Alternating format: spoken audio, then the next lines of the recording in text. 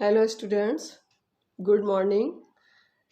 Class 12th मनोविज्ञान के class में आप लोगों का स्वागत है। मैं डॉक्टर आना मुजीब, मनोविज्ञान विभाग, मरवाड़ी कॉलेज रांची। आज आप लोगों को सबसे पहले सिलेबस से संबंधित कुछ बातें बताई जाएंगी। जैसा कि आप लोग जानते हैं, मनोविज्ञान एक प्रायोगिक विषय है, प्रैक्टिकल सब्जेक्ट है, जिसमें 30 मार्क्स का प्रैक्टिकल होता है और 70 मार्क्स का आप लोगों के लिए थ्योरी है। इस थ्योरी पोर्शन में 9 चैप्टर्स आते हैं, जिसे मैं आप लोगों को स्क्रीन पे दिखाऊंगी और उससे रिलेटेड बताऊंगी कि किस चैप्टर में आपको क्या पढ़ना है। ओके, अब आप स्क्रीन पे देखें। स्क्रीन पे आप लोग नज़र डालें।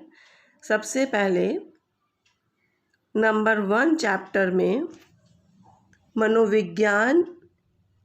मनोवैज्ञानिक गुणों में विभिन्नताएं, वेरिएशन इन साइकोलॉजिकल एट्रीब्यूट्स, जिसके अंतर्गत बुद्धि से संबंधित बातें बताई जाएंगी। बुद्धि क्या है, उसको किस तरह हम लोग परिभाषित कर सकते हैं, उसकी अवधारणाएं क्या हैं, बुद्धि के प्रकार कितने हैं, या उसकी थ्योरी क्या क्या है।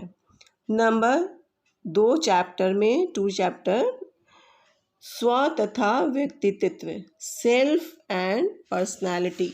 स्व क्या है, सेल्फ क्या है? हर व्यक्ति का एक अपना स्व होता है, जिससे व्यक्तित्व का निर्माण होता है, जो एक दूसरे से संबंधित होते हैं। तो स्व को देखने के बाद हम लोग व्यक्तित्व पे आएंगे। व्यक्तित्व को किस तरह हम परिभाषित कर सकते हैं, व्यक्तित्व क्या है, इसके अनुसार मनोवैज्ञानिकों ने क्या क्या परिभाषाएं दी हैं। उसके बाद नंबर 3 चैप्टर इज जीवन की चुनौतियों का सामना, मीटिंग लाइफ चैलेंजेस में समायोजन या एडजस्टमेंट क्या है, meaning and definition of adjustment हम लोग पढ़ेंगे। कैरेक्टरिस्टिक्स ऑफ एडजस्टमेंट पढ़ेंगे, एरियाज ऑफ एडजस्टमेंट पढ़ेंगे। उसके अतिरिक्त स्ट्रेस या प्रतिबल इस चैप्टर में आ जाएगा। अब हम लोग देखते हैं चैप्टर नंबर 4, मानसिक विकार, साइकोलॉजिकल डिसऑर्डर्स। साइकोलॉजिकल डिसऑर्डर्स क्या है? मानसिक रूप से जो बीमार होता है या मानसिक रूप से विकृति।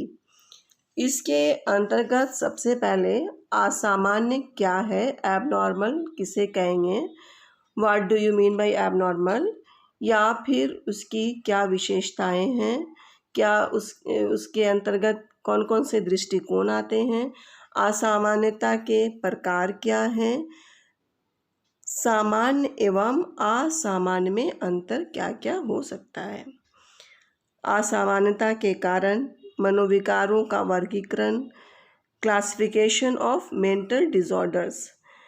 उसके अलावा सबसे ज़्यादा जो इम्पोर्टेंट चीज़ है वो है प्रमुख मानसिक विकृतियाँ, मेजर मेंटल डिसऑर्डर्स कौन कौन से हैं, इस पे इस चैप्टर में चर्चा की जाएगी।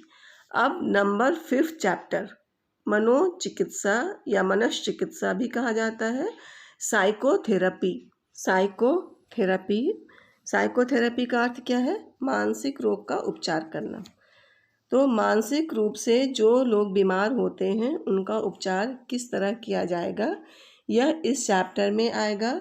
मनोचिकित्सा की परिभाषा क्या है, उसके उद्देश्य क्या हैं, किस तरह किस प्रकार से हम लोग उसकी प्रविधियों को प्रयोग में लाते हैं, यानी टेक्निक्स और मेथड्स ऑफ साइकोथेरेपी। इन सारी चीज़ों पे चर्चा इस चैप्टर में किया जाएगा। चैप्टर नंबर इज 6, अभिवृत्ति तथा सामाजिक संज्ञान, एटीट्यूड एंड सोशल कॉग्निशन। इस चैप्टर में एटीट्यूड क्या है, मीनिंग ऑफ एटीट्यूड, मनोवृत्ति का अर्थ, definitions of attitude, characteristics of attitude, formation और डेवलपमेंट ऑफ एटीट्यूड, मनोवृत्तियों का निर्माण या विकास, ये सारी चीज़ें इसमें आ जाएंगी। उसके बाद हम लोग इसी चैप्टर में स्टेरियोटाइप्स या रूढ़ि युक्तियों को देखेंगे, प्रेजुडिस को देखेंगे। अब हम लोग देखते हैं नेक्स्ट चैप्टर 7, सामाजिक प्रभाव तथा समूह प्रक्रम, social influence and group processes. इस चैप्टर में समूह के स्वरूप, nature of group, definitions, factors influencing group formation, समूह निर्माण में सहायक कारक, उसकी विशेषताएं, स्ट्रक्चर, समूह की बनावट, फंक्शंस ऑफ ग्रुप, ये सारी चीज़ें हम लोग इस चैप्टर में देखेंगे।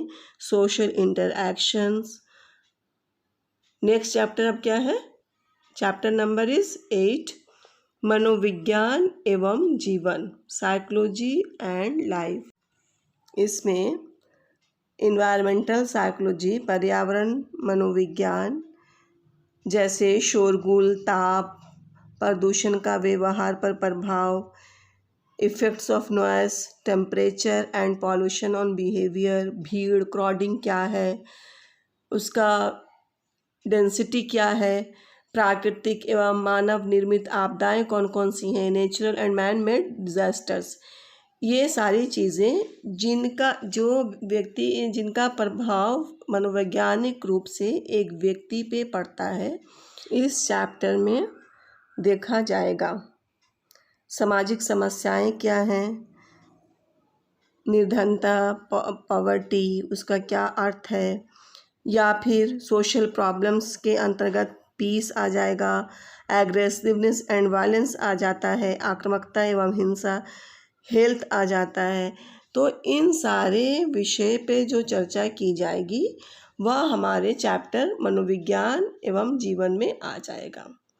लास्ट चैप्टर इज प्रभावी मनोवैज्ञानिक बनने के लिए आवश्यक कौशल, skills needed for an effective psychologist. प्रभावी मनोवैज्ञानिक यानी क्या है कि एक मनोवैज्ञानिक अपना प्रभाव किस तरह डालता है, इसमें कौन कौन से ऐसे स्किल्स होने चाहिए, जिसमें कम्युनिकेशन स्किल्स है, डेवलपिंग एज अ साइकोलॉजिस्ट, उसकी क्षमता क्या है, वैज्ञानिक मानसिकता किस तरह की होनी चाहिए, निरीक्षण की योग्यता किस तरह होगी, गुड ऑब्जर्व्ड, और संचार कौशल में क्या क्या आ जाएगा, कम्युनिकेशन स्किल्स में बोलना, इफ़ेक्टिव स्पीकिंग, बोलने का तरीका कितना इफ़ेक्ट डालता है, effective listening, role of language in communication, संचार के भाषा की भूमिका, अशाब्दिक संचार, नॉन वर्बल कम्युनिकेशन। फिर काउंसलिंग स्किल, परामर्श कौशल, डेफिनेशन ऑफ काउंसलिंग स्किल्स, परामर्श कौशल की परिभाषा, परामर्श प्रक्रिया, प्रोसेस ऑफ काउंसलिंग, परामर्श और साक्षात्कार में अंतर, differences between counselling and interview, परामर्श और निर्देशन में अंतर, differences between counselling and direction. इसके अंतर्गत ही टेस्टिंग स्किल आता है, परीक्षण का कौशल किस तरह होना चाहिए, इंटरव्यू स्किल, साक्षात्कार कौशल, परीक्षण कौशल, ऑब्जर्वेशनल स्किल्स, इम्पॉर्टेंट फैक्ट्स उसमें आ जाएंगे, परीक्षण के उपागम आ जाएंगे, अप्रोचेज ऑफ ऑब्जर्वेशन। फिर लास्ट में इसके अंतर्गत ही आएगा एम्पैथी एंड सेल्फ डिसिप्लिन, समानुभूति और आत्म अनुशासन। एम्पैथी क्या है, समानुभूति क्या है, उसकी विशेषताएं क्या हो सकती हैं, कैरेक्टरिस्टिक्स ऑफ एम्पैथी, या फिर सेल्फ डिसिप्लिन क्या है। क्योंकि मनोवैज्ञानिक में अनुशासन का होना बहुत ज़रूरी है। दैनिक जीवन में भी जब कोई दो व्यक्ति आपस में बात करते हैं तो उनके चेहरे के हाव भाव, आवाज़ आदि से उनके डिसिप्लिन, उनके अनुशासन का अंदाज़ा एक व्यक्ति को हो जाता है, जिसका प्रभाव उसके वार्तालाप पर भी पड़ता है। ओके, तो इस तरह आज के क्लास में हम लोगों ने सिलेबस पे चर्चा किया है। नेक्स्ट क्लासेस में मैं स्टार्ट करूँगी आप लोगों का चैप्टर नंबर 1, मनोवैज्ञानिक गुणों में विभिन्नताएं, जिसमें हम लोग बुद्धि पे चर्चा करेंगे। बुद्धि क्या है, आम बोलचाल की भाषा में हम लोग बुद्धि को किस तरह डिफाइन करते हैं, मनोविज्ञान में बुद्धि की अवधारणा क्या है, मनोविज्ञान में बुद्धि का अर्थ किस तरह डिफर करता है, किस तरह अलग हो जाता है। इन सारे विषयों पर चर्चा हम लोग अगले क्लासेस में करेंगे। आज का क्लास यहीं तक। Okay, thank you.